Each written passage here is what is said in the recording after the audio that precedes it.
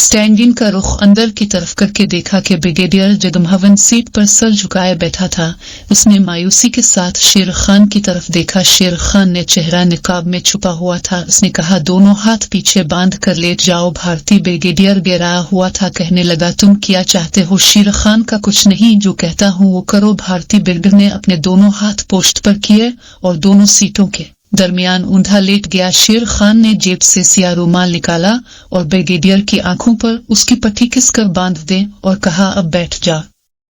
इसके साथ ही वो जीप से निकल आया और दरवाजा बंद करके बाहर से कुंडी लगा दे। अगरचा जीप बंद थी और अंदर से बाहर कुछ नजर नहीं आता था, सिर्फ ड्राइवर की सीट के पास छोटी लड़की थी जो कमांडो अरसलान ने पहले ही बंद कर रखी थी। इसके बावजूद भारतीय ब्रिगेडियर की आंखों पर पट्टी बांधकर उसे अपनी कमीनगाह तक ले जाना चाहते थे। अब जीप खुफी कमीनगाह की तरफ रवाना होगी।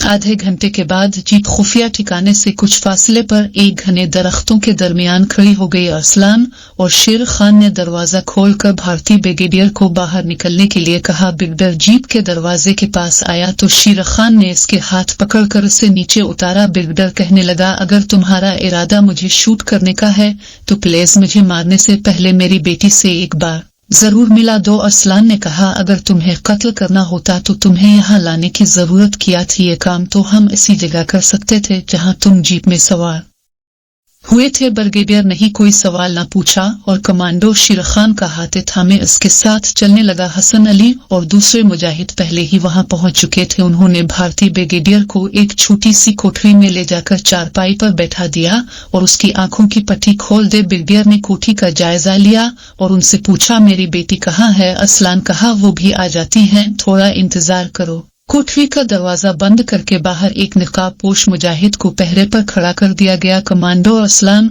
और शेर खान इस कोठरी में आ गए जहाँ सोनाली चारपाई पर लेटी हुई थी। असद की वालिदा उसके पास बैठी इससे बातें कर रही थी। कमांडो अरसलान और शेर खान अंदर आए तो खाला खामोशी से बाहर निकल गई। अरसलान और शेर खान ने अब नकब उतार दिए थे। सनाल उठकर बैठ के इतने दिन कोठरी में कैद रहने की वजह से इसका चेहरा उतर गया था। उसने कमजोर सी आवाज में पूछा, आप लोग मुझे कब तक जहाँ कैद रखेंगे? अरसलान ने कहा, तुम्हें यहाँ कोई तकलीफ तो नहीं है न? सुनली लगी, यही तकलीफ बहुत है कि मैं आप लोगों की कैद में हूँ, माता पिता से जुदा हूँ। भगवान जाने मेरी जुदाई में उनका क्या हाल हो रहा होगा। शेर खान ने कहा, उन कश्मीरी माओ बहनों की अजियत का अंदाजा लगाओ जिनके बेटे और भाइयों को तुम्हारे बाप के हुक्म से बेदर्दी से शहीद कर दिया जाता है। तुम्हें तो यहाँ सिर्फ कैद ही किया गया है, तुम्हारे साथ किसी किस्म का बुरा सलूक नहीं किया गया, तुम्हें किसी ने हाथ तक नहीं लगाया। सुनली पढ़ी लिखी लड़की थी, कहने लगी, मैंने हमेशा पिताजी को बेगुनाह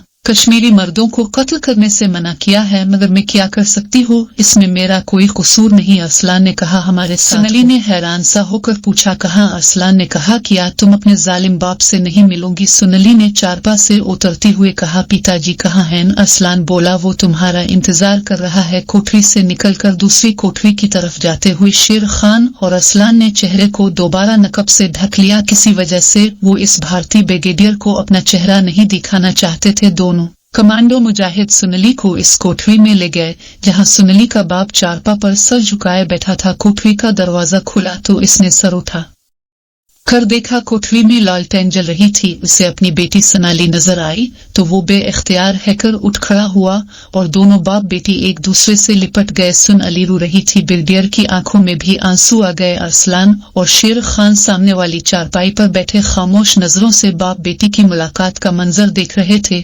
जब दोनों के दिल का गुबार कुछ लिखा हुआ तो भारतीय ब्रिगेडियर ने सुनीली को अपने पास बिठा लिया और कहा, बेटी तुम बड़ी कमजोर हो गो। उसके अरसलान कहने लगे, बेटी से ये पूछो कैसे? यहाँ किसी ने कुछ कहा तो नहीं? इसके साथ किसी किस्म की बदसलूकी तो नहीं हुई? और उसकी इज्जत आबरू पर किसने हमला नहीं किया? ब्रिगेडियर ने अपनी बेटी की तरफ सवालिया नजरों से देखा। सुनली ने कहा, पिताजी मैं यहाँ बिल्कुल ऐसा महसूस कर रही थी जैसे कि ये मेरे अपने ही हूँ। मुझे यहाँ सिवाय इसके और कोई तकलीफ और दुख नहीं था कि मैं माताजी और पिताजी से दूर थी। ब्रिगेडियर ने अरसलान और शेर खान की तरफ देखकर कहा, मैं आप लोगों के किरदार को सल्यूट करता हूँ, शुक्रिया अदा करता हूँ कि आप लोगों ने मेरी बेटी की पूरी हिफाजत की। शेर खान ने कहा, हम मुसलमान हैं, हम दुश्मन की माओ बहनों का भी एहतराम करते हैं, हमारे दीन ने हमें यही सिखाया है। भारतीय ब्रिगेडियर ने नदामत के एहसास के साथ कहा, मुझे माफ कर दी फिर उसने अरसलान से कहा रात हो गई है, सोनाली की माता घर में सख्त परेशान हो रही होगी, मुझे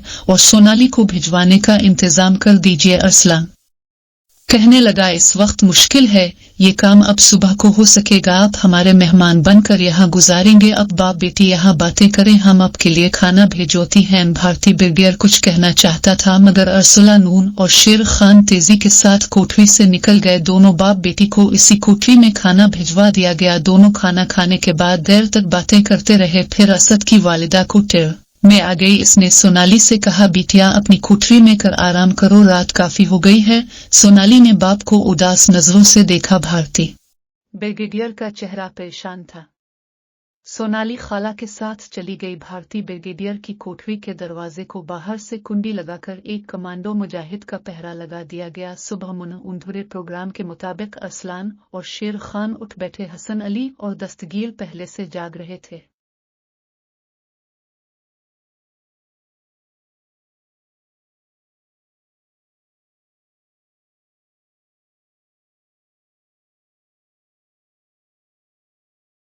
प्लीज सब्सक्राइब करें मेरे इस चैनल स्ट्रगल एम को।